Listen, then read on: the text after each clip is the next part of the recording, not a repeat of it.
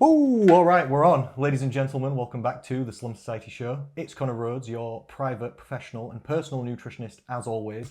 And today I am joined on the show by someone who I've done too many podcasts and had too many guests for you to have not been one of them. I'm a little bit disappointed. I'm not going to lie. You weren't supposed to talk until I said your name. We just discussed it. It's already... You're spoiling my nice intro. Already? Carry on. Already. Yeah. You are one of my oldest friends in personal training and in like the fitness industry because you gave me my first real job. Thank you. As a personal trainer. I was working in a gym before, but not as a real personal trainer, just as like dog's body. Mm-hmm. I got fired from that gym because I would not sell steroids for them. And they weren't even going to cut me in. They weren't even going to cut me in on the profits. Just wanted me to sell gear at the counter. I'm like, no, sorry. That's because there's no money in gear. Well, there's no money in bodybuilding gyms, so I think they were trying to make some money somewhere. And I don't think I was helping the situation because I wasn't going to do that, especially not without a piece of the pie. Let's be real. Yeah, honestly, cut me in. Yeah. And I'm flipping 18. I'm thinking, no, I don't do nothing like this. So I said, no, I can't sell gear. They said, okay, we're going to have to get somebody who will sell gear? Who will sell gear for free. And I said, yeah, for minimum wage. And I just left because you just don't argue with people who are just like massive and roided up, yeah. You just don't argue, do you? No. So you just leave, especially when you mean you're 18, you're scared. I just left. I thought, fine, I'll get a real job then. Applied for loads of jobs. I found the gym group on, I think, just Googling. Probably. I don't know. We did things different back there, man. Yeah. Everything was so pirate and we were so backwards. We were so lackadaisical. It was ridiculous. Yeah. I came for an interview. You were there. Was it actually me that interviewed you? Yeah. Was it me and Rick? Yeah. It was Rick's last day ever because the next day, Liam turned up as the new assistant manager. Yeah. Okay. Literally the day after I started. Okay. So we've been open a couple of months and max. 6 months you'd been 6 open. months about, yeah. 6 months you'd been open, yeah, by the time I got there. So that would have been, what, March 2015? Would it?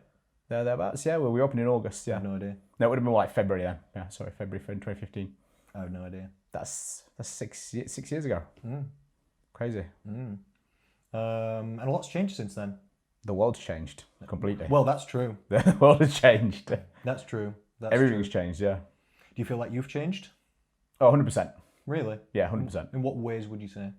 Oh, wow, this is getting deeper early already. In what ways have I changed? I think I'm obviously more mature because I'm 6 years older. I've got 6 years more management under my belt now. And I progressed a little bit further in my career, so I've moved a bit further forward in that. I think just confidence in what I'm doing professionally, what I'm doing in my life is a big thing. I find it's a big thing maybe kind of more for males, like you get a bit more confidence as you get older. That makes like sense. I was just coming out my 30s then, out my 20s and into my 30s, sorry. And I think when you're in your 20s, you're kind of getting somewhere, and when you're in your 30s, you feel like you've kind of gotten somewhere a bit more. Hopefully so. So yeah, I just felt a bit more like that, a bit more settled, and now Sheffield's my home. I'd only just moved here at the time. That makes sense. So loads of different things, yeah. I think in terms of skills, I look at things a lot differently now. Obviously, me and you've done the same course, the nutrition course, Mac Nutrition. And some of the skills that I learned from that, I can now apply to a lot of different things. Just the analytical approach, the understanding of stats in particular and studies. Interesting. That's a big one, particularly in statistics, because I work quite a lot in statistics in my job, and it's made me realize how does that statistic really mean what we think it means? You know, is there an ulterior motive for that statistic, or is there something, a confounding variable behind it that's actually influencing it? Because you can read a statistic, and if you believe in what you want it to believe, you can make it be whatever you want it to be. But yeah, so looking at things like that, yeah, I think I've changed a hell of a lot. Good. It's terrifying actually. Even when I look at pictures of myself 6 years ago. Good. I've still got pictures of us from the very first birthday party, and we all look so young. Yeah. And so happy. Yeah. I would say maybe you look better, if anything, do you think? I think I've had 6 years of good training under my belt, yeah. Yeah. Yeah, 6 years of consistent training. Maybe not always perfect, but at least I've been consistent. I've virtually never missed a workout in about 6 years. And I've gone from periods of really lots of training to a lot less training. I've gone through bits where I've tiny bit been injured. So, ironically, my body weight has never changed. Really? It's gone up, but it's now gone back down to where it was. Interesting. So I'm actually now the very same body weight as I was in those pictures 6 years ago, but my shape has changed a lot. Has it? Yeah, big time. You think better? Yeah, I'm not fat. Well, good. I mean, good, yeah. That's I good. was coming off the back of a job then where I used to work away in hotels every week, so I wasn't really doing a lot of training. I wasn't really eating very well. I know I'd settled somewhere. I was cooking my own meals. I was training consistently, doing lots of activity all day, every day, without even trying. I'll do like 17, 18,000 steps a day. And that's without trying, because I'm just so busy in the gym, running around back and forth. So yeah, just all those little things have made that big difference. Amazing. So one of the places I wanted to start with the conversation was to ask you how you got into personal training or health and fitness. Oh, wow. Right at the beginning. How old were you and what went on? If I was to trace it all the way back, how I even got into exercise, I think like a lot of young men, I wanted to improve my body image to go out and meet as many women as possible, if I'm being perfectly honest with you. Yeah, that makes sense. I was about 17, and this was back in the time when you couldn't join a gym when you were under 18, so I turned up, lied about my age, didn't get challenged. Remember you sat there like, remember your date of birth is 1 year before, so it's like 21st of March 1984, 1984. I lied about my age, joined this commercial gym. I'd got my first ever job at the time, I was working in a call centre, and I just started exercising on a program my mate gave me. It was a proper bro split. It was chest and biceps. Of course it was. Shoulders, triceps, legs, and then a back day. Did you do legs or did you skip legs at the No, I beginning? genuinely did do legs, but the main movement was a leg press. So, But okay, it's it was a 45-degree leg press. Yeah, it's not bad. So it was at least a legit leg It's press. something. Yeah. And I did that for a good solid year. Trained, got really cheap horrible nasty protein from Argos that just didn't mix because I couldn't afford anything else because it was only on like... I bet that didn't mix tiny, well with it was your awful, your and a internal little bit of money. organs either, did it? But for me, if I get into something, I'm really inquisitive. So I just started wanting to learn and read more about it. And then I eventually got PT myself, and I really liked him and worked with him for a couple of years. And then one day, just I think about 20 years old, I just went, I want to become a PT. Yeah. So then got my qualifications. Immediately started working in a gym as a dog's body, as you do. Yeah. Cut my teeth on that. Used to deliver programs to people, got to know people. And then I went to go work at my very first gym as a PT paying rent. And that's when I kind of all went wrong. It all went wrong? Yeah, definitely. In what way? It was hard. It was really hard. I remember being shown to the gym floor. And if you can imagine me kind of going up there, right, it's my first day on the job. Now what do I do? I didn't think about anything next. I thought people would want to train with me because I was a PT, because I cared about what I did, because I knew what I did, at least I like to think I did. I look back at what I did back then, I'm like, oh, I wouldn't do that now, but I think we're all like that. I think we're all like when we start, aren't we? Yeah. I remember the very first program I wrote for a girl, her warm-up had her sweating. So I did everything wrong, really struggled for 6 solid months, made a bit of money, but it was hard, man. It was soul destroying. It was really, really difficult. Moved to a few other gyms, eventually settled in a private PT studio. And that's when I really started to get a little bit, not necessarily better at PT, but better at actually running a business. And then it's been a slow kind of trajectory since then, just this very, very harsh, very steep learning curve at first. Because I didn't think about anything next. I just thought that was it. I was a PT now. I had my level 3, I had my qualifications, I'd done a few other qualifications. And people were going to want to do PT. Of course they are. Why wouldn't they? I'm going to get you to train. That's just not how it works. Like people like training. Yeah, people love training, yeah. People are going to pay me £35 an hour to train them. Yeah, people want to pay you to blast them through something they don't want And to they've never met me before as well. Yeah, great. Yeah, they don't know me. This all sounds perfect. And I've literally got a t-shirt that says the word personal trainer. That's my only qualification that you can see into the role. That's it. I'm a PT. Give me some money now, please. Oh, look, I made a business card. And it was hard. It was really hard. And that's how I got into it. Now I've moved into management. As you know, I run a gym. I've been in management now for 10 years. It's just terrifying when I think about it. So I've personally ran 2 different gyms in that time, but worked in roughly about 30 of the gyms, doing various different things over time. I now have an additional role where I'm the master PT trainer of the region. So it's my job to help deliver our new personal training product, because we've realized that it's very hard being a PT, and that it's obviously hard to recruit and easier to retain. So there's now a group of us working towards building content and a package for PTs to, when they first come into the industry, to be better. And we tried it before, and we did something that we thought was really, really cool. And I was part of that, and that was called something else. This new one's called PT Power. This one, I can't remember what it was called. It was called PT something else. But it was really, I think it's very typical of like people in the industry for a long time. We're thinking, oh, I'd really like a 6-document folder that's got all these really cool, interesting bits and tips in there, how to organize your time, how to set a price plan. Whereas now we're going completely digital with all. It's all videos. It's all, we've actually got live videos on how to build rapport, how to talk to people, stuff that people can watch quickly. Because if I gave you 6 manuals on your first day in that job and said, here you go, read this, you'll be a great PT. Were you going to read them? Probably. You probably would have done, actually. I'm a nerd, though. Yeah, you would have done, yeah. 95% of PTs won't. I agree. They would never do it. They would have a brief, quick flow. It's got to be easy for them. It's going to be something you can sit down and say, watch this, do that. So that's what I'm involved in now. That's really cool because it's helping me help people like me 15 years ago, which is terrifying to sound. Good. It needs doing, though. It does need doing because in a selfish way, and I've got to be honest about this, I run a gym. My job is to make the members happy who keep paying us money so we hit our targets. I look great. But I'm one man. Yeah. And I have a team of 11 under me. Yeah. I've got to make them happy, who make my members happy in turn, and so forth. So, and they're there to make money, and they make money from PT. Yeah, it's a really big part of what I do now is actually helping people be better PTs. Not even be better at PT, and be better at business, better at actually getting the business. Because PT is easy.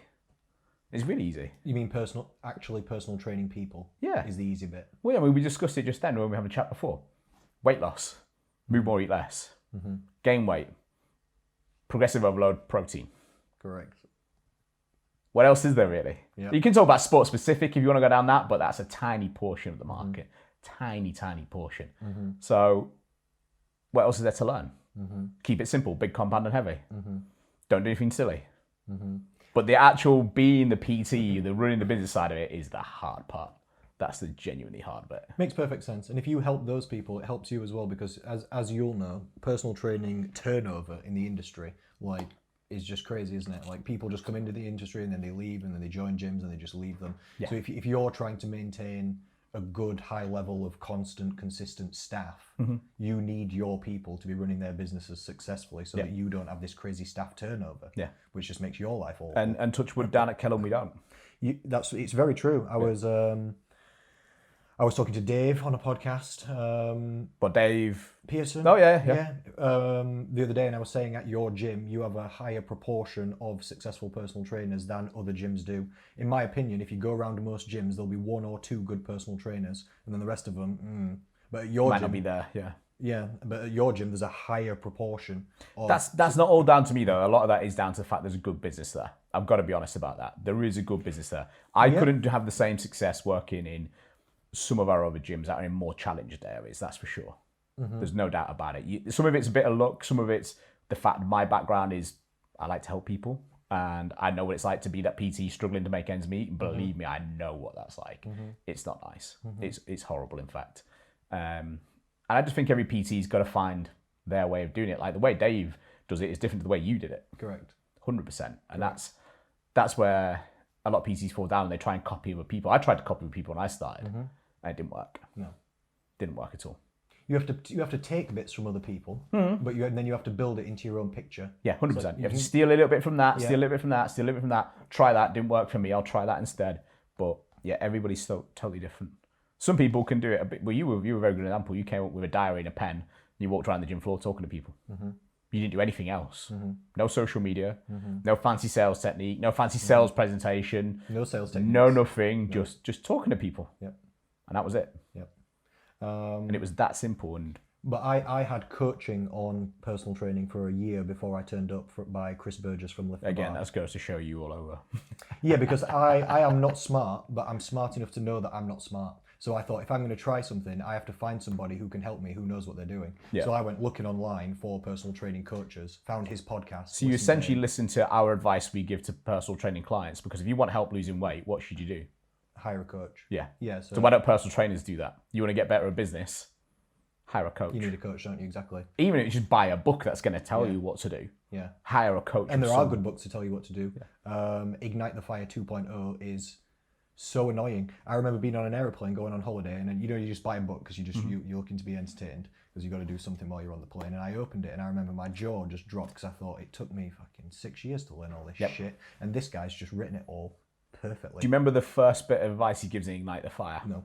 that you should go and interview the gym where you're going to work and get a feel for it. Because it's not about you wanting to work. It's not about if they want you to work there. It's if you want to work there. And if I'd done that, I would have never have done my first job. That gym was terrible. I picked your gym on purpose, literally. Oh, thank you. Because I went round and bought day passes to different gyms like Bannatyne's and Pure Gym and these other gyms, and just tried to feel it out. You know, tried to feel it out. Get a feel, yeah. Yeah, get a feel. And Bannatyne's, I didn't really like it. And at your gym, I just liked it for some reason. I thought that the members seemed nice. And for some reason, I remember noticing that less people had headphones on at your gym than at other gyms. And I thought that means, number one, they don't hate the music or the atmosphere and they're not trying to get away from it. And number two, they're easier to approach. Yeah. So that gave me a little click on. And then obviously we did the interview and I remember asking you, are there some successful personal trainers and what's it like at this gym, etc. And we were talking back and forth about it.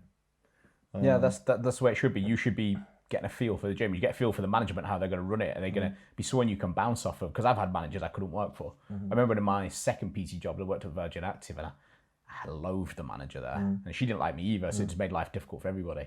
Well, luckily for me, you're nice. So, I'm nice. Yeah, I agree. Until you annoy me. I must have never really annoyed you that bad then. Because No, people know it when they annoy me. Yeah, you'll see it happen every now and then. I think you were definitely the best person I've ever worked for ever in my life. Thanks. I think you were always... Mate, you're going to make me blush. No, I think you were nice, supportive, but also not like too serious, and so kind of like friendly, but also kind of work at the same time. Do you know what I mean? Not like super serious, but also not just... Yeah, I like to try and manage people the way I would like to have been managed over the years. So yes, I can have a joke, but let's get the work done. I agree. And if something's not right, I'll just honestly tell you. Yeah. And I remember you told me, just don't be late ever. And I don't think I was ever late. No. Maybe I was like, I don't know, 1 minute late once, but never really. Yeah, I hate when people are late. I know you do. So that's what I thought. And being 1 minute late is worse than being 10 minutes late. I lived 50 meters away as well, so I couldn't really I got stuck in traffic. If you've been 1 minute late, that just means you literally couldn't care to get off the sofa 10 seconds earlier. You're kind of right. No, 100% right. But I was always on time. Yeah. And one of the best things I thought you did was, I think, in my opinion, you act like a leader more than a manager, where you don't get people to do things that you wouldn't do. I remember I was on shift at one point and the toilets exploded and just like shit and grime went everywhere, and you did not make me clean it. You cleaned it. Of course I did, yeah. No, it's not like, you can't say, of course I did. How many managers would do that? How could I ask a member of staff to do that? That'd be awful. You get in, down and dirty, doing the actual dog's body's work as well. If you ask me how I changed the last 6 years, I can unblock a toilet in about 10 seconds now. Honestly, there's no toilet in this world I cannot unblock. Male gym toilets? I unblock a toilet about 3 times a week. Male gym toilets as well. Who knows what bombs go off in there? Mate, I swear sometimes people have let a baby elephant in there. I've been checking the camera to see if someone's just walked in, some small mammal to go to the toilet. Terrible. Yeah. So yeah, of course I'd do that. 100%. It's my gym. Why wouldn't I do it? I don't get that. I never understand a manager who wouldn't do anything for their business. It's weird. Yeah. All right, I've got another question for you. Go on. What did you think to me when I first started personal training, and then what did you also think going throughout? Because how long did I work there? 5 years or something? You were there a long time. A good amount of time. So what did you think about me at first? Like, what were your feelings, and then what did you think throughout the period? I liked you at first. There were some things that I thought, ooh, we need to tone that down. And I'll give you a great example of something you once did. Mm-hmm. You obviously went in there, you did very well to begin with. And we had other PTs who weren't doing so well. And quite frankly, some of them weren't doing so well because their own fault. Okay. But I remember you walked into the kitchen. I think you actually kicked the door. I went, boom! I just sold $2,500 worth of PT. And you just saw these PTs' heads just drop. I don't remember this. I remember it really well. And I remember thinking, they're going to hate him. And I was happy for you. Like I'm always happy to see someone do well. And maybe it needs to be a little bit more subtle and toned down. Just young and foolish. I was probably excited. You probably, I would be. It's 2.5 Gs. Yeah, I'd be excited. chuffed to bits. I'd be well happy. Yeah. But I don't remember that at all. That's I remember it really well. Oh, that's funny. I did kind of have a private word with you, but just tone it down a little bit. Like, you're doing really well. But I could see the other PTs like lynching you in the car park, maybe like tarring and feathering you at that point. Most people who worked at the gym didn't like me until they got to know me for a while. But that's because I wasn't there to make friends. No. Like, have you ever seen Will's impressions of me? Yes. They're quite good, to be honest. Yeah, they're actually really quite good. And one of them is this. Looking down like that, because I have downward head posture on the phone, and then looking up occasionally and going, shit, dude, really? And then looking back at the phone and texting again. And that's because Will was there trying to talk to me and like be friends.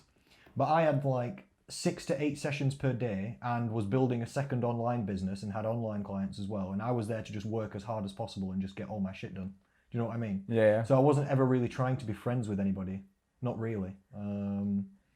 I was trying to help my clients and sort my business out. Not that it's a competition, but It is. It is, truthfully. You are salesmen beating the same street. I think that is the truth. I think it's 50-50 because I also feel like the clients that pick me won't pick you anyway, and the clients that pick you won't pick me. They'll like, so your clients like your personality and they picked you, and if I went up to them and talked to them, they'd probably think, who's this? Yeah. What's this bald guy talking about? It makes no sense. You know what I mean? Yeah, no, I would agree with you So there. it kind of is a competition because you all work in the same environment and there's only so many people and there's only so many people looking for help. But also, it's kind of not at the same time, isn't it? And it's also like a rising tide raises all ships because the more people do better in PT, the more people want personal training at the gym, and it creates that atmosphere. What's interesting is how many times would you do a consultation with someone who'd say, I've had a consultation with 4 other people? Yes. They never would. They came to you because people buy from people they like, know, and respect. Yes. So it is different in that respect. It's not like a car garage. It's not like you go around all these different cars and pricing up the finance and if you can get the baby seat in, all your requirements, because a car's a car at the end of the day. They'll just approach you. In fact, I haven't even known one person probably in 15 years who I'm having a consultation with. I'm also having a consultation with X, Y, and Z. One person. Yeah, I remember that. Maybe a few people have mentioned that, but not common. No. What is common though, I remember I was really surprised at one point and then really stepped up my game again when I found out that ladies, would follow my female clients into the changing rooms after we'd had a session and say, what's he like? Is it okay? What's he They like? have a good chin wagging there, mate. Yeah, and they'll natter. And one lady came to me in a consultation and she said, I've been watching you for 4 weeks. She said, I've seen you train at least. She said, every time I come to the gym, you're here personal training someone. So I've just watched you. And she said to me literally, I've seen you training at least 5 or 6 different people, and I saw that you didn't give them the same exercises. You seemed engaged and like you were watching them, and you also seemed like you weren't making it too serious or blasting them too hard. So I've assessed from that you might be a good personal trainer. So I'm here. And then I just thought, shit, people are watching me. Like, people are... Constantly. But when you go to a gym and you're training, do you just watch the other personal trainers? Because I do. Yeah. You just glance around. What are you going to do in between sets? You glance around. They're probably beginners trying to get ideas. Yeah. They're looking at the PTs. What are you going to do? Well, what's that personal trainer doing with their client? Should I be doing that? They're just watching, aren't they? Yeah. And I thought, ooh. It's funny you say that, actually. Yeah, I do a lot of boxing with clients, don't I? And I've got a couple of female clients who've done it for quite a while, so they're pretty good on the pads. Yeah. And they always come back to me and go, I just went in the changing room, some girls put me on the side, that looks amazing. I want to do that. Especially with boxing, because you can hear it as well. So it catches people's attention. I see some and girl then they're like a looking little hardcore. ninja, pa pa pa. Yeah, they love it. They absolutely love it. Definitely. And then, in fact, the last client I ever picked up, because I don't really do many clients anymore. Now he's been with me for years now. He actually approached me after watching me for a good couple of months. My client Ilias, and he went, "Oh, I've seen you training. Do you actually take on clients?" Because that was it. He just wanted to train with me because he'd seen what I was doing in the gym. He'd just been watching. I didn't even notice him, which is kind of terrifying. So no, it's a good point. That very good point. It is competition, but it's not a cutthroat competition. In that respect, between PTs, yeah. But yeah, you definitely didn't buy yourself any favors there when you did that to those guys. No, I understand. Yeah. I don't remember that It situation didn't come at all, across very well. But No. how I then thought of you over time, you eventually chilled out, you relaxed, you just got into the swing of things. You kind of became like the old man of the gym. Like, I'm not sure what to do. I'll go talk to Connor. And a lot of PTs would come talk to you. And in fact, usually when I used to have a new PT come in, you were the only PT who would genuinely sit there and have a chat to all of them and help them on their business. Whereas other PTs in other gyms I worked in, particularly that first gym I went in, it was like, no personal trainer.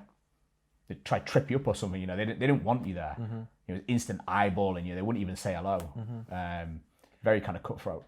I guess at one point, after probably 2.5 years of working there, I was fully booked anyway. So yeah. It seemed like less of a competition. Easily, yeah. I didn't really care if other people got any clients because I had enough clients anyway. I didn't even want more. I did too many. I was so tired all the time. I remember it was really hard work, personal training. I was constantly exhausted. It is, yeah. I was constantly exhausted because you're also trying to have a social life and a relationship on the side, but I'm also you're on your feet on talking all day, and you've got to, if someone's paying you that £35 an hour, you've really got to care about that hour. I take it serious. Yeah. You should do. Yeah. If I remember, I could never really do more than 5 or 6 sessions per day because my brain would just be melted. I'd come home, and it wasn't fair to my relationship or to anything else that was going on in my life, because I'd get home and I'd had that many intense conversations for hours and hours and hours that I was just like literally zombied. I had nothing. I had nothing left, and then I would just sleep and wake and coffee and go again. Yeah. For like years. Yeah. Yeah. And it was worth it, and it was great, and it was successful, and it helped me get to where I am. But I would go steadier if I did it again. No, you wouldn't. You don't think so? I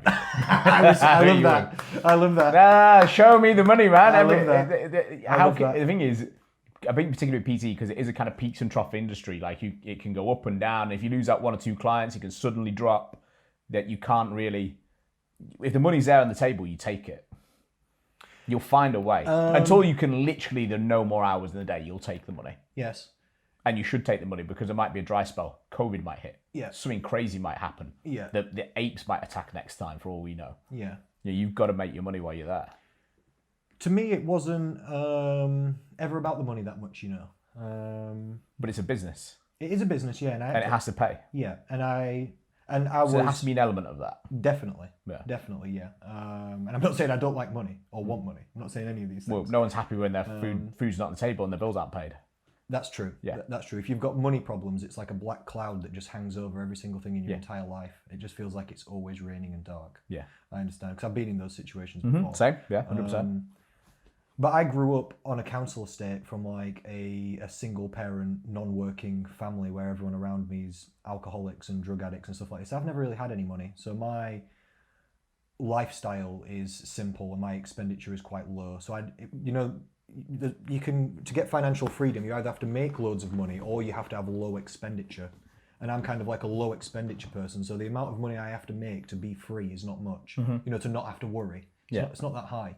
So it didn't take me that long to get out of that when I first started personal training. But my motivation comes from literally helping people. And because I used to, more than now, have very poor self-esteem and thought that I wasn't anybody and might not be anybody and had never done anything and maybe wouldn't do anything. And that just scared me, that I'd just be a nobody. So I just wanted to... My original motivation was to try and feel better about myself by becoming someone who in my mind was legitimate, if that makes sense. Yeah, no, that's fair. That's legit, yeah. So I did a lot of... It's good. I think it's good for... I'm going to say good for the soul. It's good to help people. It's very fulfilling. It makes you feel better. It's the ultimate fulfillment. I've tried every way of feeling good in life, including drugs, and they all wear out or you get tolerance to them. To me, they all wear out or get boring or you get a tolerance, except helping people. Yeah. It's the only thing that gives me the same buzz over and over and over and over again. Maybe it's because it's different people. Maybe it's because in a different way. I don't know. But so far, it's the only thing that's not worn out or had negative consequences. It's only brought better for me as well. Yeah. And for me, it's a major achievement when you really do see that client really to the point where they've changed their life, they've hit their goals, but they don't want to stop training with you because they're that happy with how everything's going. I think my client does the boxing. Fiona is a really good example. Like, she came to me, wanted to lose a bit of weight. We lost a bit of weight. We got into boxing, and her confidence went up and up and up. And then she started having fights, and she was loving it.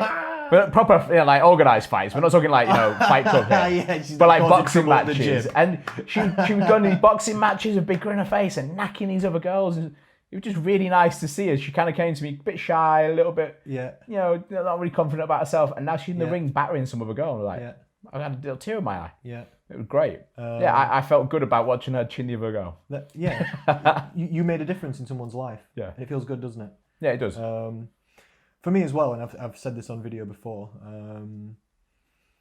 for me as well, one of my motivations comes from when I had cancer when I was a child. I can't have children now. So I feel like if I don't make an impact on the world now, then there'll be nothing. Like, I can't contribute to the continuation of the human race. Like, there won't be any mini-me's or genetic continuations. There just won't be. So I have this feeling like I have to do something now. And I already feel like that, to be honest, because I've helped quite a lot of people lose weight that's more than like 100 pounds. When people when some people lose more than 100 pounds. Think about how much that would mean to them. Imagine what 100 pounds would do to your life. They cry, and it gives me goosebumps, literally. And they thank me forever, and we're friends forever, literally after that. And they invite me to their family barbecues, and like, just... It's nice. It's nice. It literally is. It's nice. It literally is. And I've helped people run marathons. And I've got one lady, when she came to me, she could barely walk. And now she's doing a half marathon soon. She could barely walk. Literally, she was, stuff like this. So it's nice, honestly. It's nice. It brings me massive. It makes me feel like I am someone. Like I said, like I've done something. I kind of think that's where a lot of PTs go wrong, is they want to do the nice bits, but they don't realise all the other bit to it. What's the business side of it. Okay. Because no one ever tells you that. I think that's one of the major issues, is the expectations of PTs getting into the industry. Is their expectations are a bit like me. I won't turn up on the gym floor. Yeah. I'm going to get you to do big compound and heavy. I'm going to make you train properly, and I'm going to help you lose weight and get stronger. Yeah. But I didn't have any expectations of what the business side of it was going to be. Yeah. I had no marketing plan. I had no way of organising my day in timekeeping. Yeah. I would accept a client at 7 a.m. and at 7 o'clock at night, not even think, is that a clever idea? What I'm going to do in the middle part? Yeah. I had no idea about cash flow control. That's a big thing. Mm-hmm. I remember my first client paid me like 280 quid. I was like, Starbucks on me, guys. I was loving it, absolutely having a great time. And that's hilarious. Yeah. I thought I was a king for about a day, and then I realized, I've got bills to pay. So all these business side of it, no one ever teaches you that bit. You're right. And I think the sales bit we kind of touched on a little bit. I then believed it was a massive sales job, but actually it's not really a big sales job, because if you do all the other bits right, networking, getting to know the person, take a genuine interest in them, be a likable person, the sales is actually easy. I love that. They've already done it, haven't they? So right. It's true. You've already done the sales. I see so many PTs overcomplicate. I've read this book on sales. I'm going to do this closing technique on them, and I'm going to nod my head, and I'm going to use the right hand side of the page to put money on, because you don't think about money with the right hand side of your brain, or some psychological jazz like that, because apparently that works. But it doesn't. I know this is. I'm just going to tell you a little story for a minute. I know this is nothing to you, but so far I've helped/created 5 personal trainers. I know you've done way more. Okay. Yeah. Okay. But I've helped 5 people, and one of them, I was helping this guy. It's going well. I'm just giving him the advice that Chris Burgess gave me, and not telling him necessarily to do what I did, but just helping, and it's going well. Yeah. And then after a couple of years, 2 or 3 years, he got a different coach that wasn't me, a business coach, literally a business coach, and it all just went downhill. Did it? It all went downhill, yeah, because the business coach, the way I've been taught to think about personal training, and what was taught to me, is the number one thing is help the client. It's not about you, it's about them. Find people who want help them as good as you can. You will be rewarded for doing a good job for this. The money will come if you do a good job, number one. So it's always help the client, support the client, do that. So that's what I taught him. Go out. That's why I was always talking to people. My only objective was help as many people as possible. And then people who want more help, who are they going to go to? The guy that's already helped them 5 times and hasn't asked anything back in return. Yeah. The guy who seems nice, seems friendly, isn't pushy, seems to know his shit. I've helped him 5 times already. So we've already got a little bit of a, hey, how are you going on? Who are they going to go to? Maybe the silent head nod or whatever, Yeah, isn't it? So then he was doing that. It was going well. Then he gets this business coach. The business coach says to him, how much money would you like to make per month? And he's like, what do you say? 4 grand, 5 grand, whatever you say. And he's like, all right then, so how much are we going to charge per session? We're going to charge this. That means if we're charging this much per session, we need this many clients. If you want that many clients, you need to get this many consultations per week. If it goes, then the success rate out of the consultations will be roughly this percentage. And he just started seeing every single person at the gym, and their head just became a dollar sign. Yeah. Literally. Just started seeing everyone as pounds. Yeah. And dollars, and it all just went to shit. I do think you need to have a little bit of that kind of attitude, though. You do, because it's still a business, like you said. It's still a business. If I can't eat, no one goes his weight.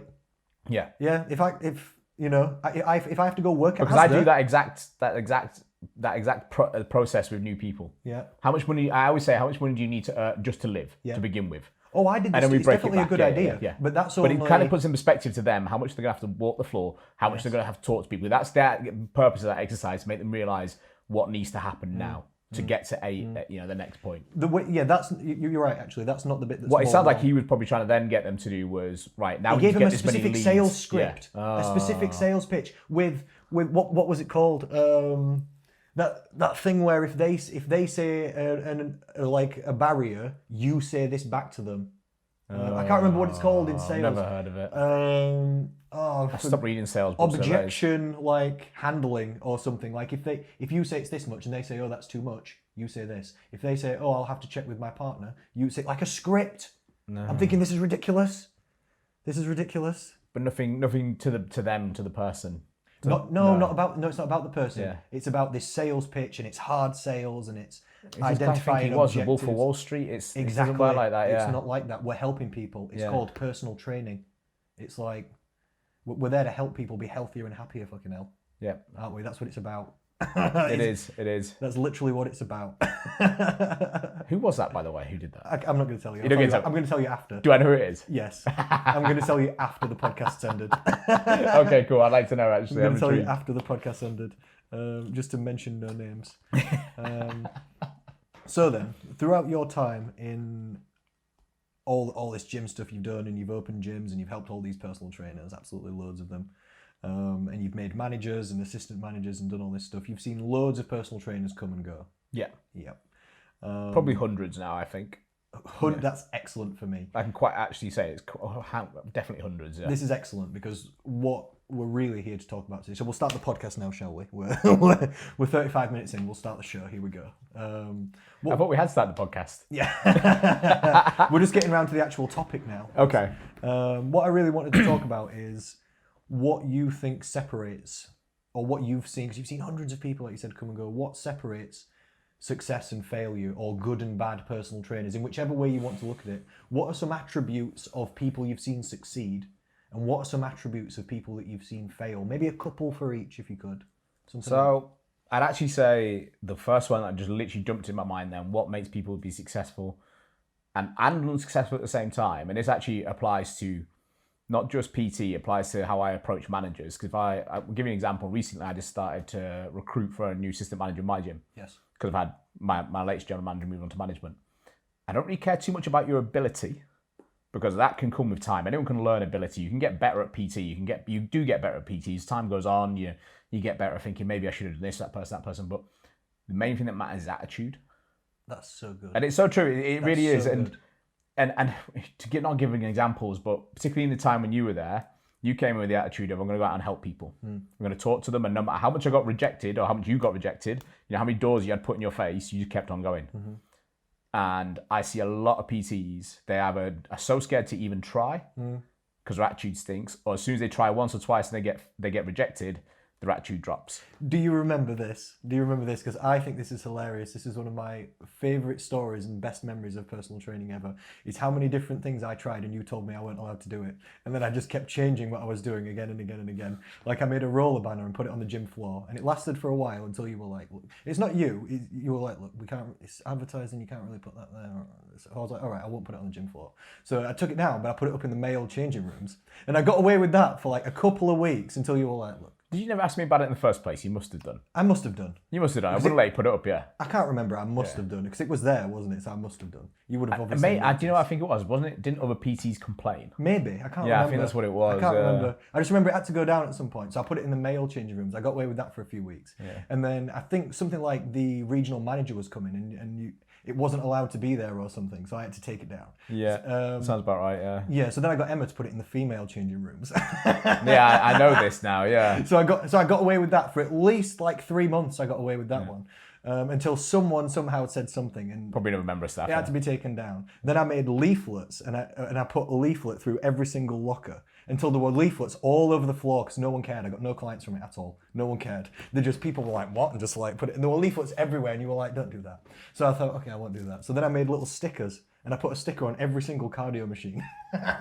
Just again and again and again, different things. Then I started doing lectures at the gym, didn't I? Yeah, I remember those, yeah. That really worked, and that's when I realised I liked talking more than training people. Yeah. And I started switching over to more like what I do now. Yeah. But I think that also gives you a really good example of a lot. I did a lot of the same things. I made posters, I made leaflets for lockers, and that's all passive marketing. Okay. And then there's active marketing. Active marketing is going out and talking to people. Okay, yeah. And there's passive marketing. Yeah. And again, a lot of PTs, because they're so scared to do the active side, just focus on the passive. Yes. And the passive is a slow drip feed, if anything. But it's the tap on the shoulder technique. They call it marketing, don't you? You have to see something 7 times before you buy it. So they might see your poster in the PT board. Sense. They might then see your leaflet inside the locker or whatever. They might see that. So it probably was working a little bit, but then you've got to follow it up with the actual talk to them bit. I don't get why personal trainers are so scared to approach people on the gym floor. Because they're scared of rejection, but all humans are. But we're scared of rejection in everything in our lives. Rejection in what way? Because that's the obstacle. They've not got to see it that way. How are you getting rejected? Do you know when I was personal training, I never asked a single person ever if they wanted personal training. Ever. I would just literally say, this is how it goes. Hey, how are you? And then you would say, I'm all right. And I would say, is there anything I can help you with at the gym today? And they would either say, no, I'm all right, thank you. Or they would say, yeah, actually, I'm wondering about this, this, and this. And then I would just help them. You see, other PTs, this goes back to the attitude though. They would see the no, I'm okay as rejection.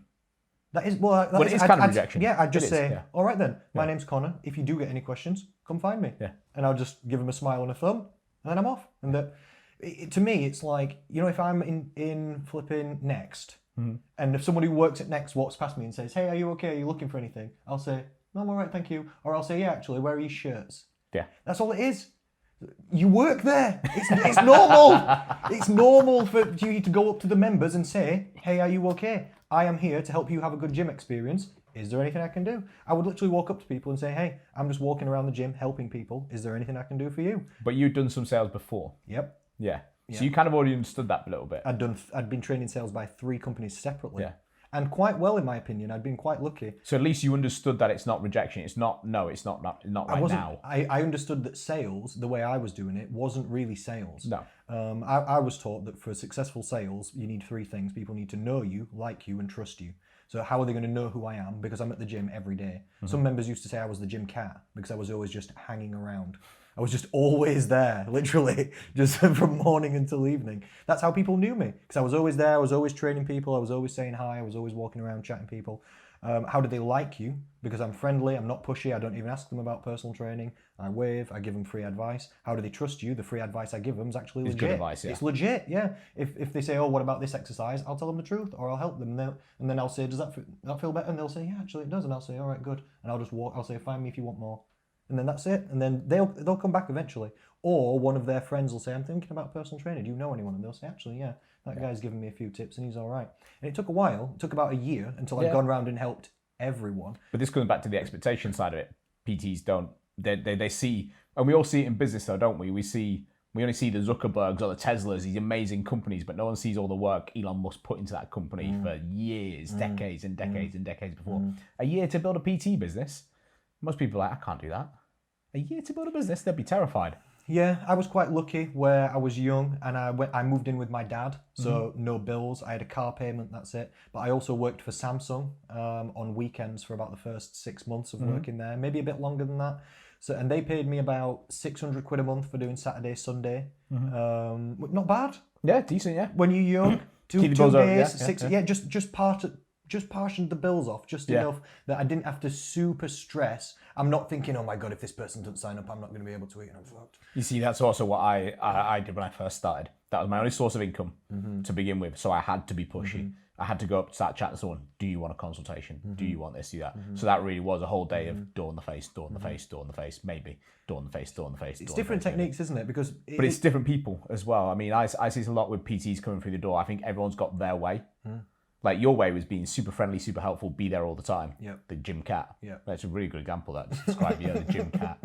Whereas other people, they maybe are a little bit more about the passive marketing. They'll just, sort of be there. Then you get the online social media people who do loads of that. But again, people don't see all the work that goes into that.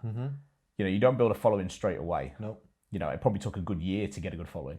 In fact, if I was going to go back into PT now, I'd spend a year putting content out before I even went into PT. That's what I did with Slum Society. Exactly, yeah. I put free content out for 1 year. When that is how you get people to know you, like you, and trust you. They trusted me because I put out a year's worth of free content. I didn't even have a product to ask anything of them. Yeah. I wasn't even saying join my program at the end because I didn't even have a program. I was just saying, here's the free info. Go. Do with as you please. My dad called me up once. He said, you give away all your best tips free online.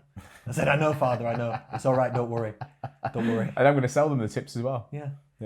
Because people still need the support. You can Google, like you said. Everybody knows about calorie deficit. It's not flipping rocket math. Everyone knows it's like eat less, move. Everyone knows. People misunderstand sometimes. It's just hard. Yeah, but what I teach people is it's simple but not easy. Yeah. They're not the same thing. So people feel bad. They beat themselves up. Oh, but I know what to do, but I just can't do it. I'm like, yeah. Obviously, because it's really hard. Yeah. It's really uncomfortable. It's not nice. I know how to run a marathon. I can't do it. No. I know you just have to put one foot in front of the other. Simple. Try it though. Yeah. Try it though. For 4 hours. Yeah, exactly. Or fat loss for like flipping 8 months. Because 1 day of calorie deficit, easy. 8 months, 1.5 years. Yeah. I've had some clients lose 15 stone. It's taken 2 years. It's like, people say it's not a marathon, it's a sprint. It's not even a marathon, it's a pilgrimage. You're walking from here to Mecca. We're starting now, baby. Get the donkeys. It's a really good way to describe We're moving. it. Yeah. Yeah, it's going to be slow. Yeah. It's going to be slow. It's going to be really uncomfortable. You're going to miss out on so many social things. You know, there's going to be times you have no energy. There's times you're going to be really ratty and horrible. Yeah, sometimes there'll be nice scenery. We'll see nice stuff along the way and we'll feel good at certain times. Yeah. For sure, there'll be positives. And we're going somewhere real nice. But and then you're going to see all that nice food. And you can't have it. Fat loss for Jesus. That's what it is. Yeah, I'd say the attitude's the big one that stings to mind right there. That's a real everything good else place you to can start. train, everything else you can learn. There's a book about everything. There's a podcast about everything today. There's YouTube channels about everything in this world. But being a good PT, actually good at training people, the technical side of it, you can learn. Yeah. But your attitude, and if you walk into that gym and you have the attitude already of there's no business here, people don't want it, it's game over. You might as well walk back out the door. Just leave. Just go. I know so many personal trainers that do that all the time. And I've done it. I've been rejected. I was feeling a bit fed up. Oh, he won't want PT. He won't want PT. I was judging people before I'd even spoken to them. I definitely agree. I remember there was one PT who complained to you that he couldn't get any clients at the gym because I was getting too many clients. Yeah, I remember. That's hilarious. Yeah. Because like we were saying, it's not even the people who like me won't like him, and the people who like him won't like me. Did anybody like him? It's not even like no. It wasn't my fault though. I'm sorry, it's not my fault. I'm coaching a lady now. She's just doing level 3, but she wants help on actually being a good personal trainer. So she's hired me to like teach her the good stuff essentially. And she said something to me today, and I just thought yes. She made me really proud. She said to me she feels like personal training is 30% knowledge and 70% personal and people skills. I'd say it's and I was like different to even that. I'd say it's 10% knowledge. You can take because it. Because your 10% is already better than 95% of the people out there. True, if you've got the correct 10%, that might be all you need. Yeah. That might be all you need. The rest of it's fluff. It's easy, yeah. Yeah, the rest of it. The rest of it really is fluff, yeah. It's tomfoolery. Yeah. It's woo-woo magic, snake oil, most of it. I would actually say the bank of exercise I knew now as a PT from when I first started, I probably had like a bank of like maybe, we'll say something stupid, like 100 exercises that I would prescribe. Yes. Now it's probably down to 18. Yes. I was... maybe even less than that now. A personal trainer was asking me questions recently and he said, how often should I vary the exercises so that my clients stay interested? And I thought, yeah, I mean, exercise variation is a point and it is a principle because you will get bored and you will stop getting results. But I had to explain to him that he's gone completely off track because he's not there.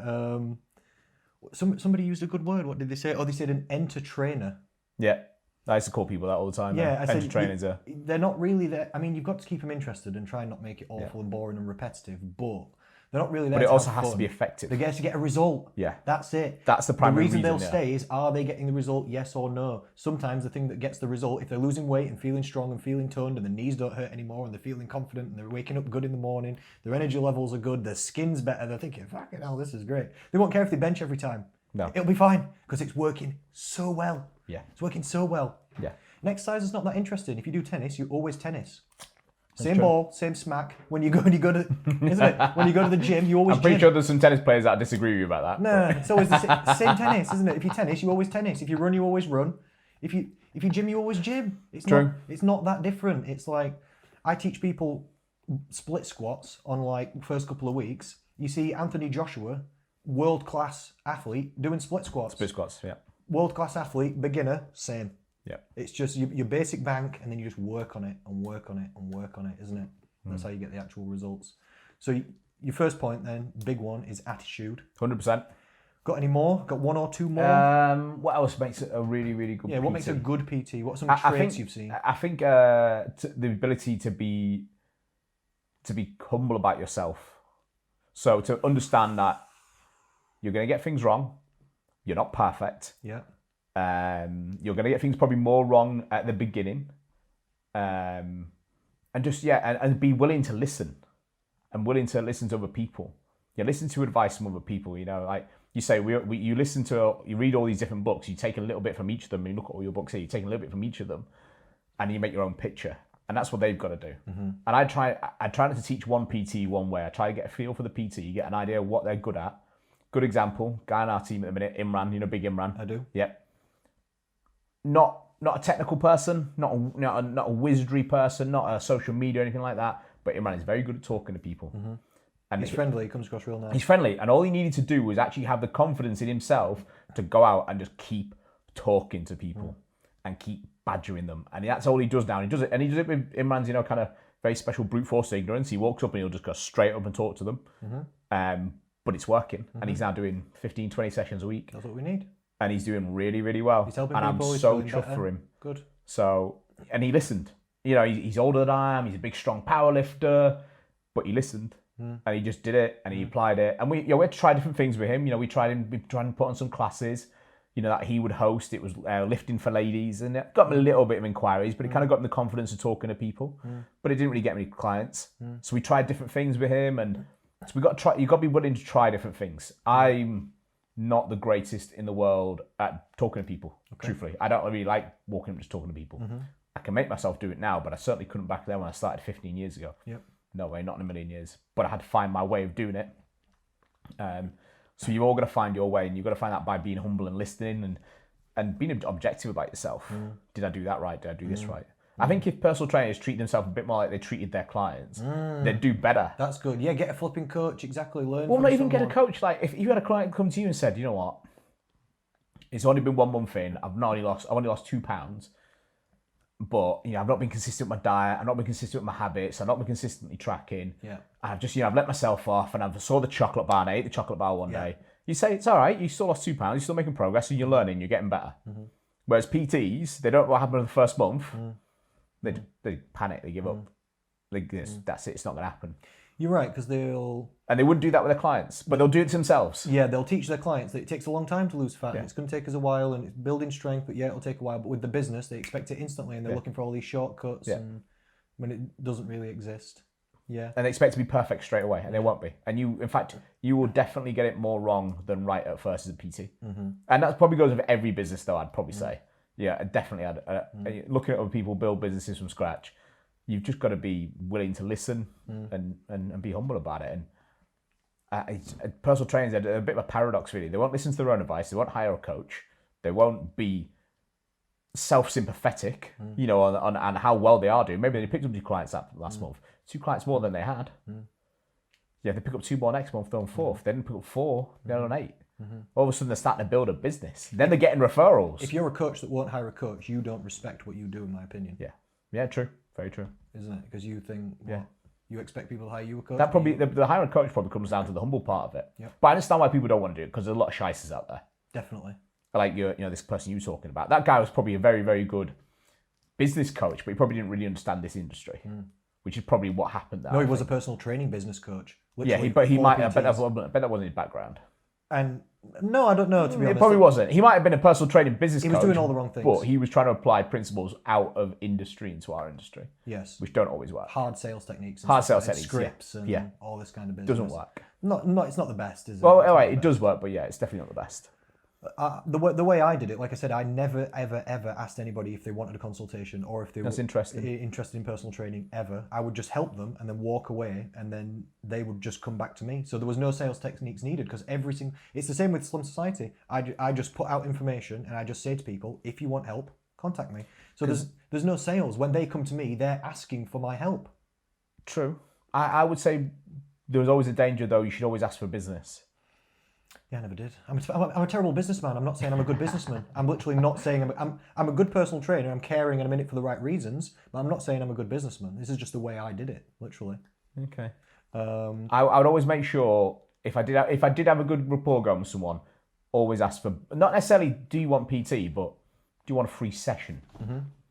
I would see every time I'm on the gym floor spending 10 minutes talking to someone, that's me giving them a free session, in my opinion. I'm displaying my skills to them, helping them. Or even just say, look, do you want to go for coffee and go for training? It's not necessarily asking for business there and then. It's a subtle soft sell, but you should always ask for some sort of business in a way, shape or form. If it's going really, really well, just say, have you ever thought about PT? Why not ask the question? Don't be scared of asking that question. Because if you don't ask, you don't know. It's true. Yeah. I do think that's a big problem with a lot of PTs. They don't actually ever get around to asking for business any way, shape or form. Whether it's asking for a free consultation or to give a free consultation or offering one, or even just saying, Have you ever thought about it? I guess I would ask for business in a subtle way because, like I said, after I helped the person, I would always say to them every single time, "My name's Connor. It wasn't come the back and first find thing me you were if you want trying more." to do. Yeah, I would say, "My name's Connor. Come back and find me if you want more help." Yeah, and then they would. Did you ever actually sell to someone there and then on the spot though? What do you mean sell to someone? Well, when did you ever go up to someone, have a conversation, go really well, have a bit of a banter, just got a good vibe off them, and they've just gone, "You're a PT." Yeah, I've been thinking about a PT. Yeah, definitely. There you go. You did. You asked for But business. they asked me. Yeah. I've never said to them, "Have you thought about personal training?" or "Do you want to meet to talk about personal training?" But if I'm you go stood really there that in the kind of well, that uniform. kind of vibe, would you not have said, "Do you ever thought about it?" Never. I've Never. never done that. I do with Slum Society and on videos, because at the end of my videos I'll say, "If you want help, please contact me," that kind of thing. And that's what I would say to them. I'd say, "If you want more help, contact me or find me. I'm always here." But I'm there in the personal training uniform. They can see I've got loads of clients. They know what I do. They're not dumb. I never felt like I had to say, "I'm a personal trainer. Do you know you can pay me if you want?" You know, if you want to give me money, you could. They know. They get it. And then it's just for me, it was just a waiting game, and they would come back. They would come back to me always and say, "Hey, I'm thinking about personal training," and I would say, "Okay, good, let's meet and talk about it." But then, in my opinion, it's not really sales. I would just it's not sales now. No, the first half of the conversation would be, "Talk to me about your goals and what you're trying to achieve," and they would say, "Oh, I'm trying to do this, and this," and I would say, "Right, well, so now I'll explain. If you wanted to work with me, how we'll do that. We would do this, and this. It'd be like this, and that," and then I would just say, "What do you think?" And then it's up to them. They would either say, "I'll think about it," or they would say, "Yeah, that sounds all right," and I would say, "All right, then good." Yeah. And that's it. It's not really sales. No. I don't call it selling. I call it telling. Literally, I'm not really selling it to them. I'm just explaining what I just ask them about the goals. Explains them the benefit, yeah. I just explain what I do to them and just, "Do you want that or not?" Because I can't change it. It's what I do. These are the costs. This is the service. This is what we do. This is what it's like. What do you think? And then they would, but because they'd always asked me about the personal training, 90 or 95% of people would sign up. Would convert, yeah. Because they'd already asked me about personal training. They only really wanted to know, really, can they afford it? So the price obviously comes into it for people because money's a real thing. And they probably just wanted to see what it sounded like and see if I seem like a dick or not. If I seem all right and they can afford it, they'll think, all right then. Just different ways of doing things, though, isn't it? Yeah. Just different ways of doing things. Can I tell you what my 3 things that I think you need to be a successful personal trainer are? The 3 most important things. I think number 1 is care about the client. I think that's number 1. I think that's the first most important thing. The personal trainers that fail that I see, they care about themselves or the money more than they legitimately care about the client. The personal trainers I see do well, they always seem to actually like the clients and give a shit. They actually care about them. Yep. They pay attention. You know what I mean? Build actual real relationships with them. The second one would be help the client. Yep. So care about the client, help the client. So actually help them achieve their goals. And then the third one would be support the client. So for me, it's all about the client always. Yep. Care about them, help them, support them. If you do that, the job will be done as well as it can do. You'll get recommendations. They'll get good results. People will see those results. They'll be happy to come back. You'll have good retention because you're focusing on them. You're finding out what is the job at hand. And I just feel like most personal trainers don't do that. They're not, like you said, their attitude's not right. They're not in it for the right reasons. No. They're not thinking about it from the right perspectives. And then I think you've seen a lot over the last couple of years of people getting to PT almost because it's quite cool. It's quite Instagrammy, isn't it? Yeah. And me and you can probably think of a few people off the top of our heads if we say it out loud who did it for the image. Yes. Did it for the title. Definitely. I can think of definitely a few that me and you know really well who did it for the image, the title.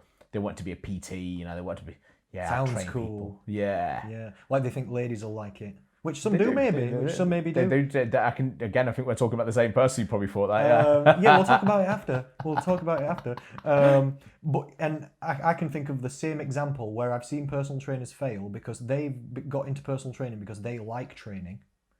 So they think that is a prerequisite to success when it's not really. No. What that's like is thinking, I like to drive fast cars and I love cars, so I'll become a driving instructor. Yeah. And you liking cars and driving fast cars is not the same as sitting next to somebody in a Clio while they stall 6 times an hour. Yeah. You'll get really frustrated and you'll not like it. Yeah. Because you're working with ultimate beginners trying to get them up to just a decent level, and then you let them go. It's a different job than people think. People think, oh, I'll be cool, I'll teach people to bench. Not really. Mostly it's flipping fat loss and You'll flexibility teach work. someone how to do a squat onto a chair at first. Yeah, it's mostly fat loss and mobility work with like Yeah. ladies mostly who don't care about getting. I think 75% of every client in the UK is a female. It's literally a 75. It's actually that high. I'm Where have you found that figure?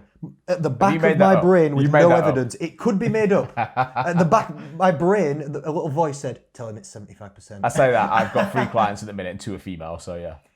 I feel like I've just heard that somewhere at some point. It would stand to reason because I think men have that attitude of no one's going to tell me what to do in the gym because they want to go throw around big weights and It's beat so the chest. true. Yeah, It's an ego thing. It's also an ego. And that's why if you're good at lifting heavy weights and you're a good heavy powerlifter, no one's actually really going to hire you to do it because those guys all want to do it for themselves anyway. I don't even like reading the instructions in the IKEA box. Never mind asking a Wait, dude that I come don't with even instructions? know. Excuse me, sir, you're better than me at something. Can I pay you for assistance? Here, Guys don't like emasculate this. me. Yeah. Guys don't like this. And I literally congratulate every single person who comes to me for personal training or coaching for being smarter and less egotistical than me. Because I never got a personal trainer. I thought, I'll figure this shit out on my own. And I will, but it'll take 10 years. Thankfully now I've made a career out of it, so it went well. But I thought, I'll figure this out on my own. Like you. So have you ever had a PT then? No. You just broke your own rule. I've had coaches though. I've got a nutrition coach now. I've had several business coaches and stuff. But you never had a personal trainer? I've never had an actual personal trainer, no. And I've trained with other personal trainers and had other people help me. I've had Will help me with my squat and stuff like this, but I've never actually hired and paid for a personal trainer, never. Interesting. Not really. Maybe I just feel like I didn't really need help in that area that much, but I've hired coaches for nutrition, sales, even speaking and personal skills. I've literally had coaching in how to talk to people and how to have conversations and how to listen and all this kind of stuff. The areas that maybe I felt like I was worst at. I remember, Liam, Liam Horner. Okay, of course, yeah. Good friend. The previous assistant manager. I remember he told me that when he first met me, he thought I was going to fail as a personal trainer because he thought I had too much knowledge and not enough people skills. And I agreed. Yeah, I could probably see that about you at first, yeah. I had glasses and hair Yeah. when I first started. I was a nerd. Yeah. I'm still a nerd. You're still a nerd. I'm still a nerd now. You I've just haven't got changed. male pattern baldness and tattoos. So I'm just going for the hard man look.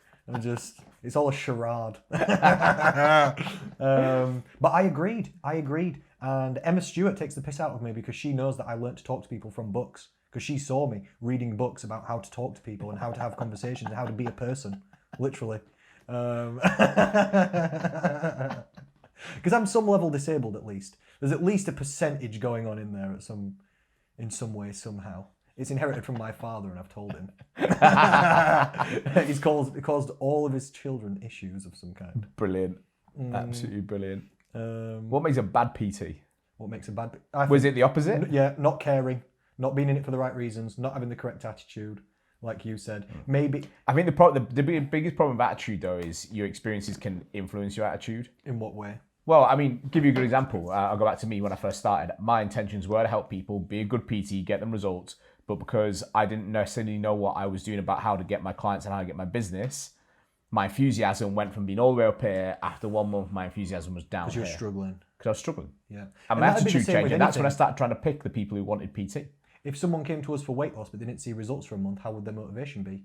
Not good. Yeah. But this goes back to kick the them we off need a to good treat start. ourselves a bit more how we treat our clients. Yeah. A bit more sympathy to yourself, a bit more understanding to yourself that you're still learning. You're still learning how to run a business. Yes. You might know a lot about training. Yes. And you just mentioned there, you can see a lot of people who get to PT because they love training, but actually that's not really what it's about. It's about building. It's not about you. You should at love all. people. It's not about me. Yeah. It's about the client. Yeah, you should love people. You should love building relationships You and hire me friendships. as your yeah. trainer. I now work for you.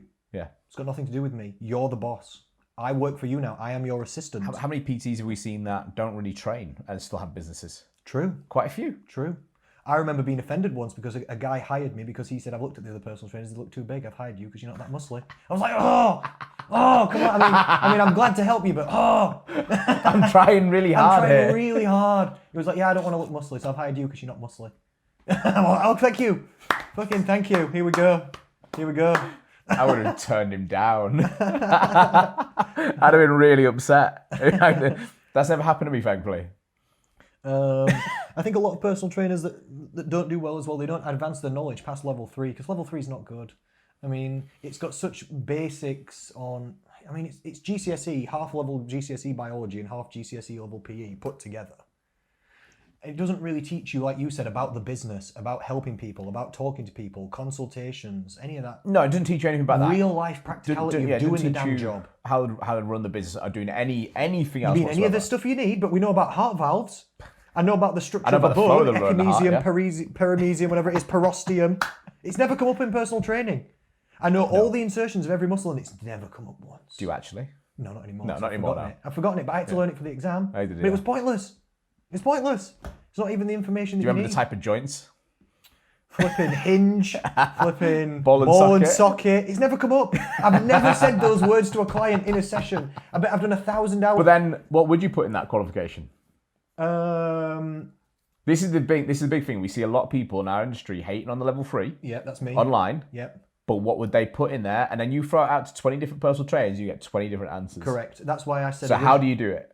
I would love to explain. I do some coaching personal trainers myself, like I said, and we don't talk about flipping heart valves or nothing like this. I think that's why what you're doing at the gym group, that's why I said it needs doing. You're creating and going to be delivering the next bit. I'm not saying level 3 is rubbish, because you kind of need it for that background physiology, so you actually understand the basics of how stuff works. Yeah. But personal training's got so many you'd never parts to it. You'd never get 20 personal trainers to agree on what would go in into the content of a level 3. You're right. They can't agree on the colour of shit personal trainers at the best of times. So, because everyone's like the functional guy or the organic guy or this guy. True. Everyone's kind of this, that, and everyone's got their own agenda on what they want to do. All those people suck though, because you shouldn't be any guy. No. You should be the guy that helps your clients do what they want to do. You should be the people guy. You shouldn't be the person that's putting your biases, whether it is organic or like Will said to me the other day that although he loves squats, he's got only one client that does squats, and that's because she picked it. And I thought, good. Because he's not impressing his biases on other clients. I remember one personal trainer who used to work with you and us at the gym group, who used to give every single client, regardless of the goal, deadlifts. Was it sumo deadlifts by any chance? I can't remember, but I just thought, like, yeah. It didn't matter what their goals were. Yeah, it didn't matter what the goals were. They got deadlift, bench, and squat because that's what that person liked. They got powerlifting. It's a flipping lady that's never trained that wants weight loss and toning, and she's getting deadlifts for 3 reps and bench for 1 rep max. And I'm just watching thinking, this is a shit show.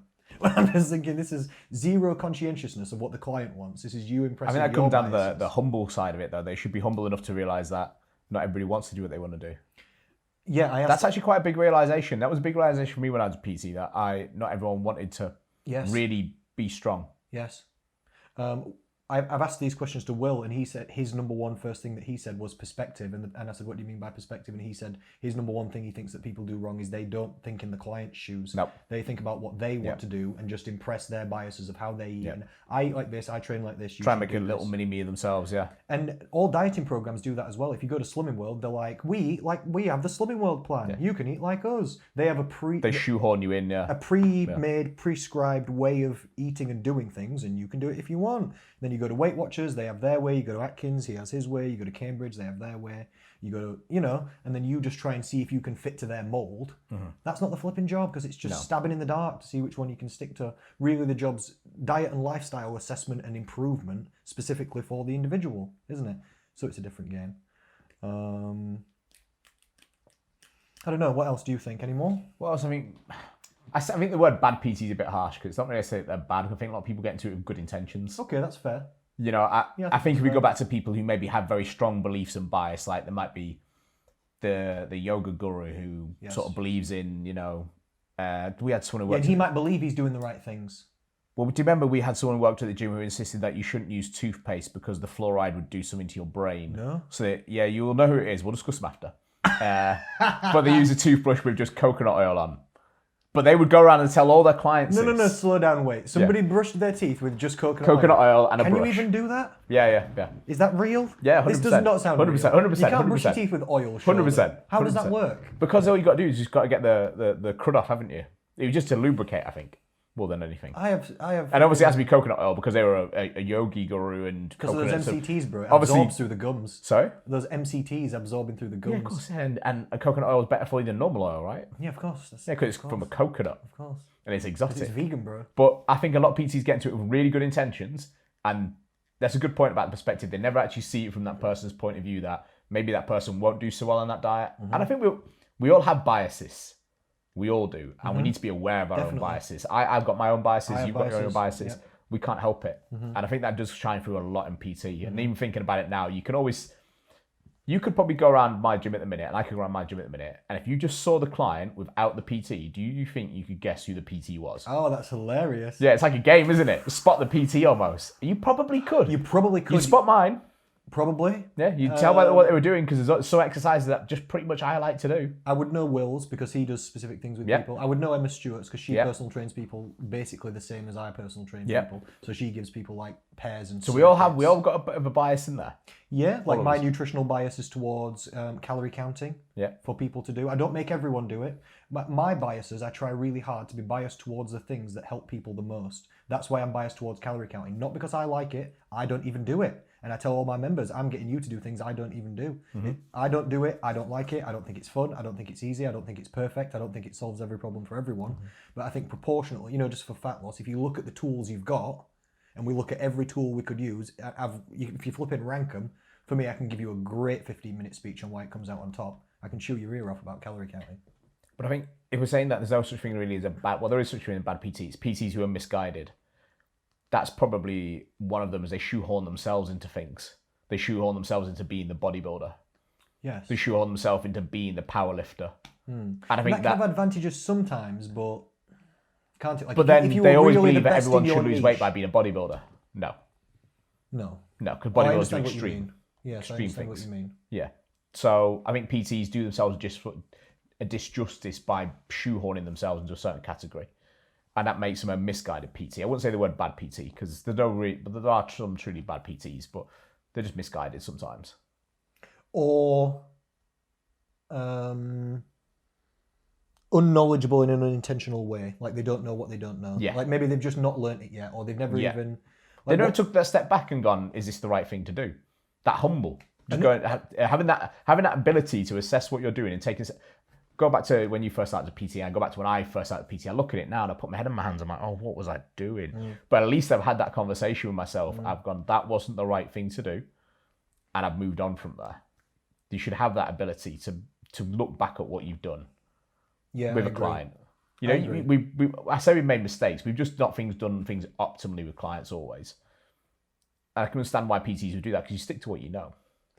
And in defense of us, we've been in this industry that long that what is considered correct practices and principles weren't considered correct practices and principles when we first started. When I first started learning about nutrition, if you said to somebody that you could eat whatever you wanted and as long as your calories were fine, you'd lose weight, people would go, what? You would be burned at the stake. People like clean eating, bro. You would literally be burned at the stake. I remember when Alan Aragon, do you know him? Yeah. Posted, he wasn't famous, and he posted on bodybuilding.com forums that he was going to try and get his entire protein intake from whey protein for a year, and people were still thinking at that point that you'd get like protein resistance to like different... What was protein resistance? What was that theory? Yeah, like if you eat the same type of protein over and over again, it'll become less effective somehow.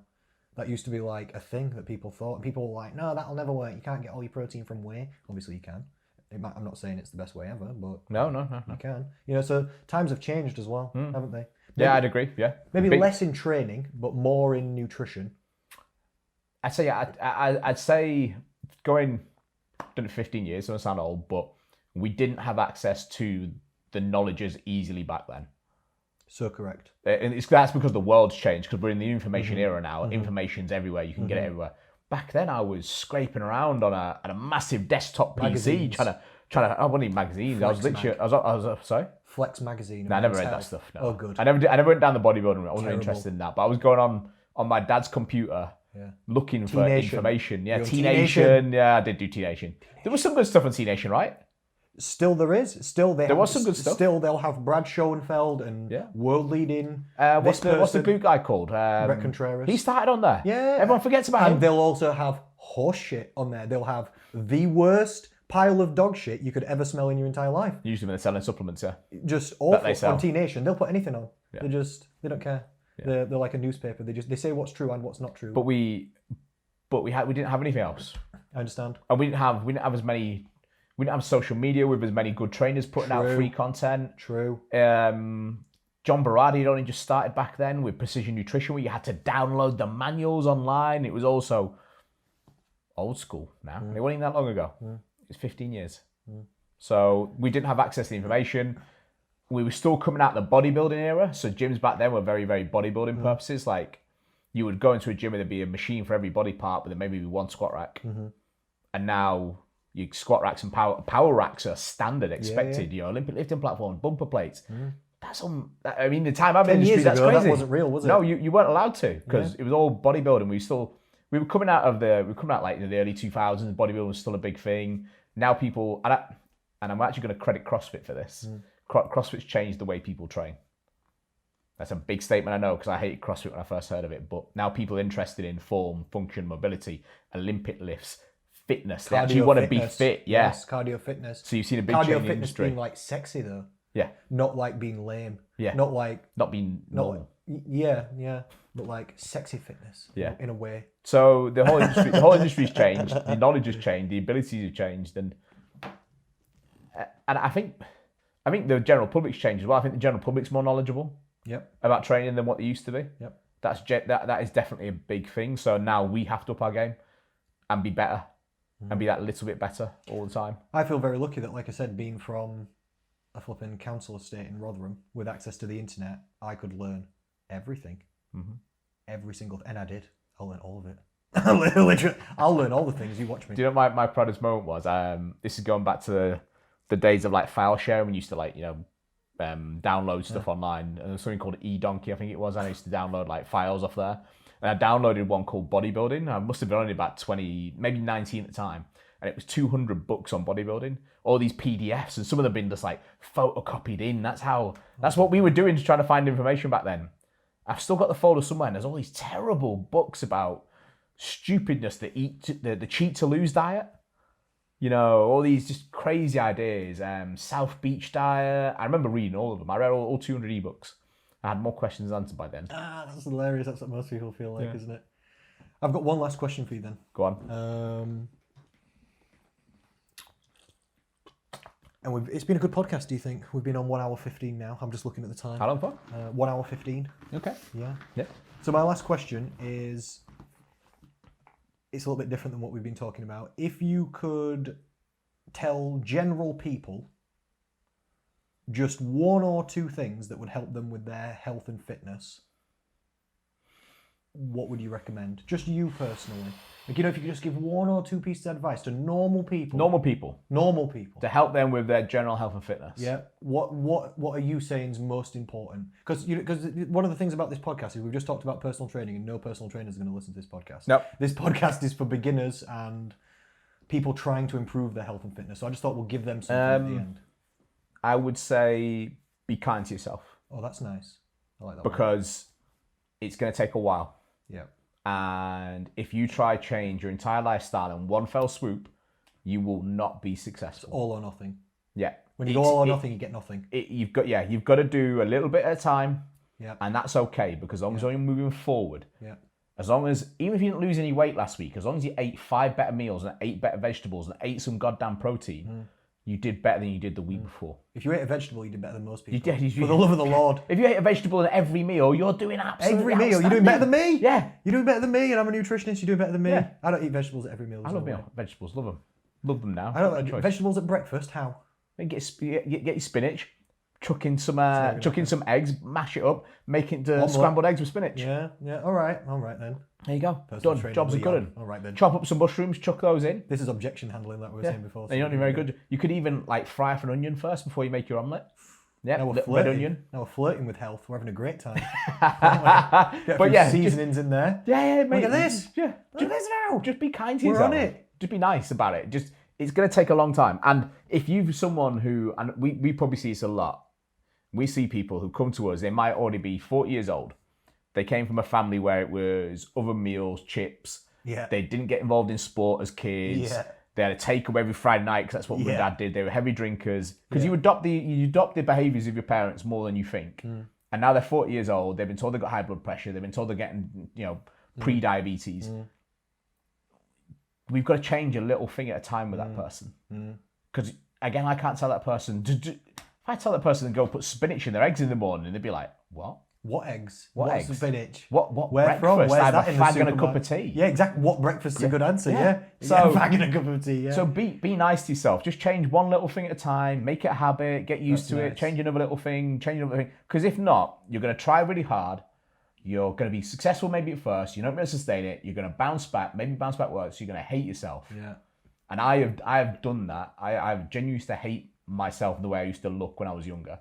In my physique and everything. I want to be bigger, I want to be more muscular, I want to be more confident. And because I was trying to do everything at once. And what people don't see with me and you who've trained for a long time, and I've trained nearly over half my life now, is the consistency is more important over years. Definitely. I've not been perfect for the last 6 years training. I've not been perfect with my diet, but I've been consistent with my training. Yeah. So just be You're kind to always yourself. trying. Yeah. Always trying. Always trying. So just be kind to yourself. You're not a bad person for wanting the donut. That's a really, really big one for me and my clients. That if you eat the donut, you're not a bad person. Don't give up for the rest of the week off one donut. They're only like 300 calories. It's not the end of the world. Yeah. It's not even that bad. Don't just give up. Don't give up. Just do the next thing. Just do it right. So be nice to yourself. And I would probably say the other one is, this kind of goes back to like the shoehorning, but listen to everyone, idolize no one. Okay. Because if you idolize I'm going to pick on a certain subgroup of people who eat a very certain way at the minute. If you idolize someone who is a vegan, you're only going to go that path. I'm not saying anything wrong being a vegan. You can be a vegan and be a perfectly healthy, good person. Steady now. You can be a perfectly healthy, good person. You can be a CrossFitter and be a nice person. Yeah. You can be all these things, but don't idolize. Or carnivore, the opposite of vegan. Yeah, you can be. I think I've taken the mick on my Instagram, because you know how people put like vegan on there. I've just written omnivore now. Yeah. Because I'm an omnivore. Yeah. I want to be proud of it. I should put fussy eater well, on mine. I'm wearing that on my t-shirt. I'm an omnivore. But yeah, read everyone, idolize no one. And I think that kind of applies to a lot of different things. That applies to training principles. Because if you only listen to the Poliquins of these world or whatever, you're going to do that training only. Or if you listen to one person's opinion on lifestyle or on nutrition, you're only going to do that only. Take a little bit, make your own picture. Like we just said with the PTs, make your own picture, how you want to build your business, how you're going to go about your business. And whatever healthy is to you is healthy is to you. It's not the same for everyone. And it's whatever your goal isn't the same for everyone. It might be lose 10 pounds.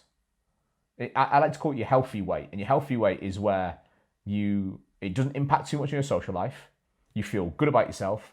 It doesn't cost a fortune to maintain. And it's achievable. And your healthy weight is individual to you. It's not what that person did or how they look. It's your healthy weight. And your healthy weight can change over time. It might improve over time. It might lose a little bit more weight. That's okay. You're changing your own goal, but that's your healthy weight.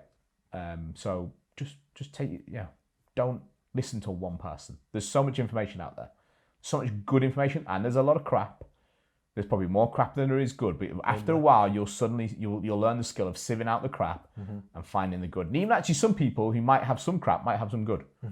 You take that little nugget from all of them. So yeah, be kind, listen to everyone, idolize no one. Amazing. That's the best summary. We'll leave it right there. Thank you so much. Thank you for coming. Pleasure. It's been a great time. I really appreciate it. Thank you for listening, ladies and gentlemen. We'll speak to you and we'll see you again soon.